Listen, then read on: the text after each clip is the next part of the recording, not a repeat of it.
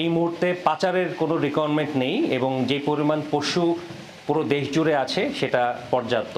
কোরবানির চামড়া যাতে পাচার না হয়ে যায় তা নিশ্চিত করতে বিজিবি সীমান্তে বিশেষ নজরদারির ব্যবস্থা গ্রহণ করেছে। পুশিন প্রতিরোধে বিজিবি কঠোর অবস্থানে রয়েছে। আপনারা জানেন, দেশের চাহিদা পূরণের জন্য বর্তমানে প্রয়োজনীয় সংখ্যক কোরবানির পশু ইতিমধ্যেই দেশীয় খামারগুলোতে মজুদ রয়েছে। সরকারিভাবে মৎস্য ও প্রাণী সম্পদ মন্ত্রণালয়ের তথ্য অনুযায়ী এই বছর প্রায় 1 কোটি পশুর চাহিদা রয়েছে। তার মধ্যে প্রায় 2 কোটি গবাদি পশু ইতিমধ্যেই যোগান রয়েছে, অর্থাৎ চাহিদার চেয়েও আমাদের যোগান বেশি। মূলত গরু এবং মহিষের যে চাহিদা রয়েছে সেটা অলমোস্ট সমান, আর ছাগল ভেড়া এগুলোর যে চাহিদা রয়েছে সেটা অলমোস্ট ডাবল, যা চাহিদা তার চেয়ে ডাবল মজুদ আছে। ওভারঅল আমাদের এই মুহূর্তে পাচারের কোনো রিকোয়ারমেন্ট নেই এবং যে পরিমাণ পশু পুরো দেশ জুড়ে আছে সেটা পর্যাপ্ত। শুধুমাত্র কুষ্টিয়া জেলার কথা বলতে পারি, কুষ্টিয়াতে বর্তমানে টোটাল চাহিদা রয়েছে প্রায় 1 লক্ষ পশু। কুষ্টিয়াতে মজুদ আছে প্রায় 2 লক্ষ গবাদি পশু। তো স্বাভাবিকভাবে আমরা পরিষ্কার বুঝতে পারছি যে কোরবানির পশু নিয়ে আমাদের ঘাটতি নেই, তো সেই হিসাবে পাচারের যৌক্তিকতা অনেকটাই কম। দেশীয় খামারিদের স্বার্থ সংরক্ষণ ও বাজার স্থিতিশীল রাখার লক্ষ্যে বিজিবি ইতিমধ্যেই সীমান্ত এলাকায় গরু চোরাচালান প্রতিরোধে অতিরিক্ত টহল, অস্থায়ী চেকপোস্ট, গোয়েন্দা নজরদারি ও বিশেষ অপারেশন চালু করেছে।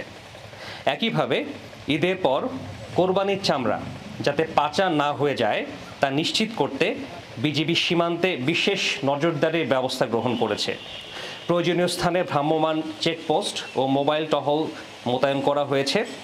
এছাড়া চামড়া পাচার প্রতিরোধে স্থানীয় প্রশাসন ও আইন শৃঙ্খলা রক্ষাকারী বাহিনীর সাথে সমন্বয় করে যৌথ অভিযানের পরিকল্পনা ও প্রস্তুতি সম্পন্ন করা হয়েছে।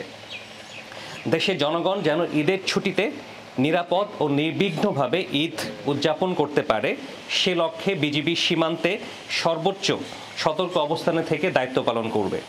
এর পাশাপাশি দেশের আইন শৃঙ্খলা রক্ষায় অন্যান্য সংস্থার সাথে আমরা এক হয়ে সম্মিলিতভাবে কাজ করব।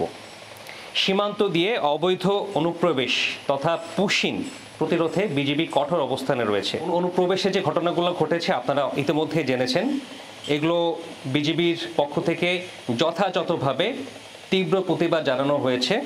বান্ডেল থাকলে প্রতি সেনমানিতে টাকা বাঁচবে। বিকাশ সেনমানি বান্ডেল কিনে জিতুন প্রতি লেনদেনে।